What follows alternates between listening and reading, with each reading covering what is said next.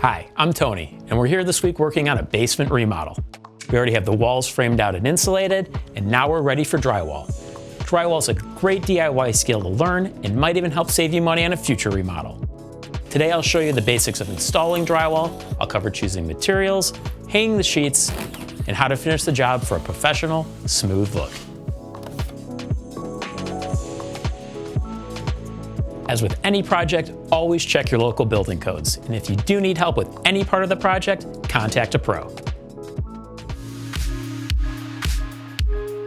When it comes to drywall sizes, 5/8 is heaviest and typically used for ceilings and garages. 1/2 inch is the most common type used for walls and can also be used for ceilings. 3/8 inch is best to cover existing walls for a remodel, and 1/4 inch is the choice for curves. This basement is dry, so we're using standard 1/2 inch panels. If you are concerned about moisture, you might want to consider this mold and moisture resistant drywall. For length, 12-foot panels will give you less seams to tape, but the sheets are heavier and might be a challenge to maneuver through your house. 8-foot lengths might be a better option and are common for most remodels. Use the drywall buying guide at Lowe's.com to help determine the amount of materials you'll need. Drywall panels have 2 types of edges: a flat edge along the short side and a tapered edge along the long side. A tapered joint is easier to finish because the layers of compound appear flush with the wall. Where 2 flat edges meet is called a butt joint and requires wider finish coats, so it's best to use that edge at corners. You can install the panels vertically or horizontally. Vertical installation will help eliminate the number of butt joints, but you might have more linear footage of seams. Installing the panels horizontally can help reduce the amount of seams and make the wall stronger. However, you'll need to finish butted joints. On this project, we're hanging our panels horizontally with staggered joints. This way we can show you how to finish butted joints. For your project, use the largest pieces you can handle. One note on seam placement: avoid placing vertical joints over doorways or windows. They'll crack. Use a full sheet to span the opening. Before we hang the panels, I've covered the electrical and plumbing lines with nail protector plates to help prevent damage to utilities. I also like to mark the location of electrical boxes on the floor so I know where they are in case they get covered. For our project, the ceiling will have drywall, so we'll hang that section first. Our ceiling has strong joists to attach the drywall. However, you might want to install lumber strapping perpendicular to the joist for added strength and to help frame out the utilities. If you need help supporting the panels while you work, temporary boards tacked along the edges can help hold the panels in place. I like using a drywall lift. It makes easy work out of hoisting the drywall. To secure to the ceiling joists, you can apply adhesive to the framing for added strength. Hoist the panel up against the joists. Drive in a few screws to hold the panel so you can remove the lift. Then drive in the rest of the screws across the board.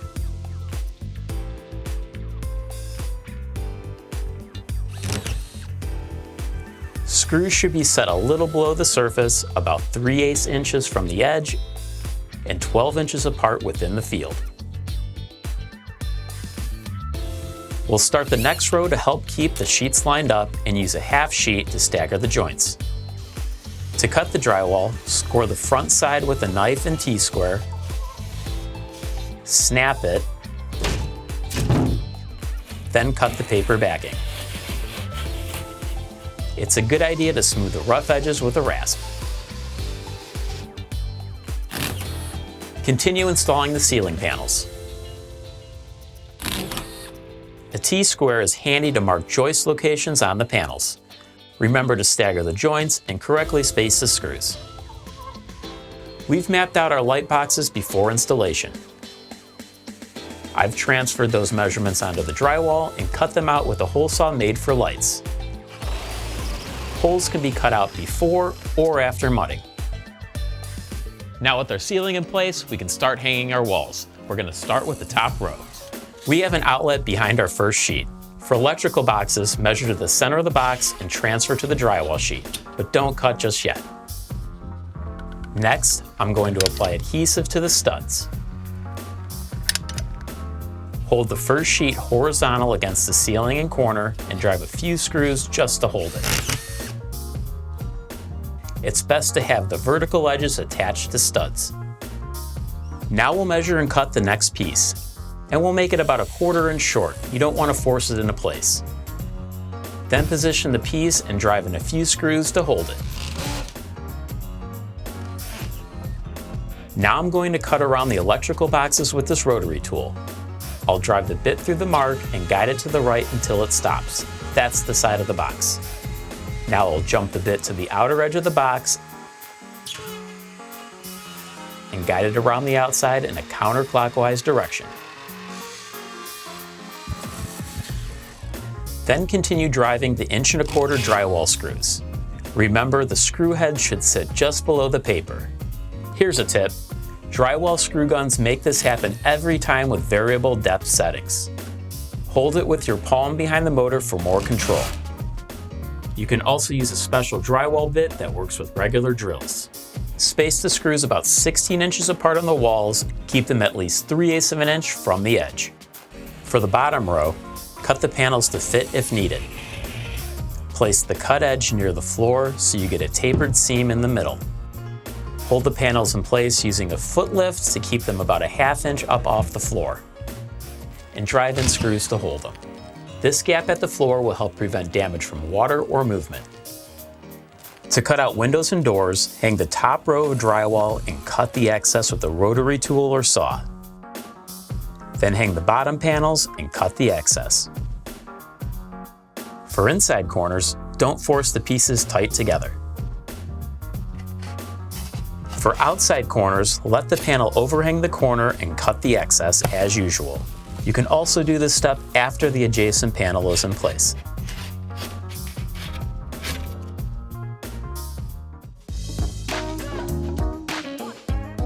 Finishing the seams is next. This will take some practice, so have patience.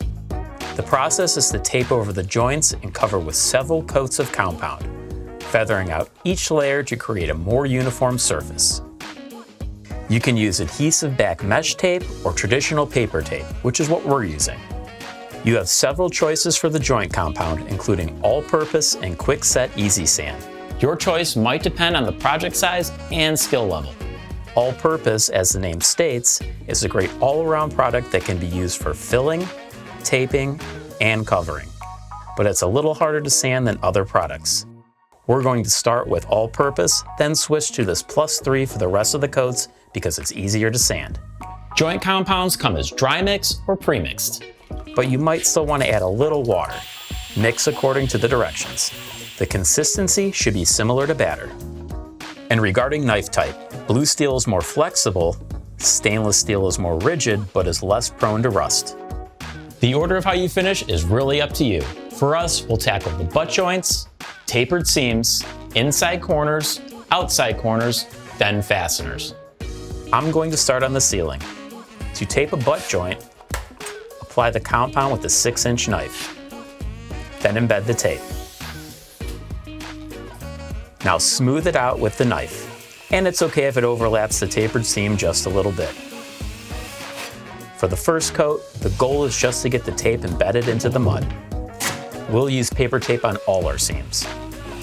For the tapered seams, apply compound over the seam, then press the paper tape into the mud.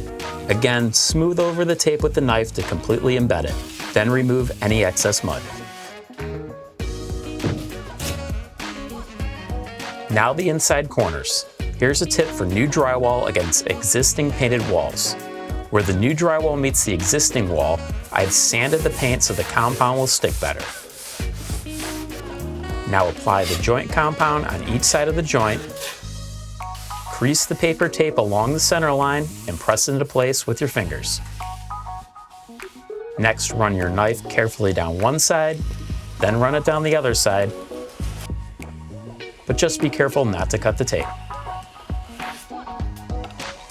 For outside corners, cut a piece of paper-faced bead to fit.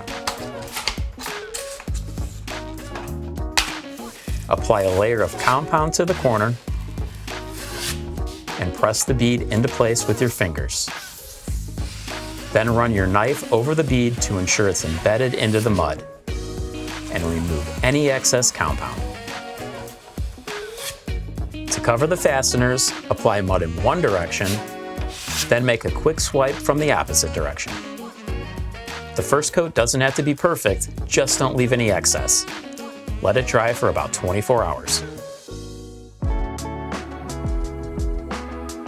For our second coat, or fill coat, we're going to start on our horizontal tapered joint. Use an 8 or 10-inch knife to cover the tape with joint compound. It's okay if you have drips, just scoop them up. To feather the edge, start along one side and place pressure along the outside edge of the knife. Now, holding it at about a slight 45-degree angle, draw the knife along the joint, clearing excess as you go. Do the other side of the joint too. Then lightly run your knife over the middle. This will smooth everything out. The total width for this coat should be at least 7 to 8 inches.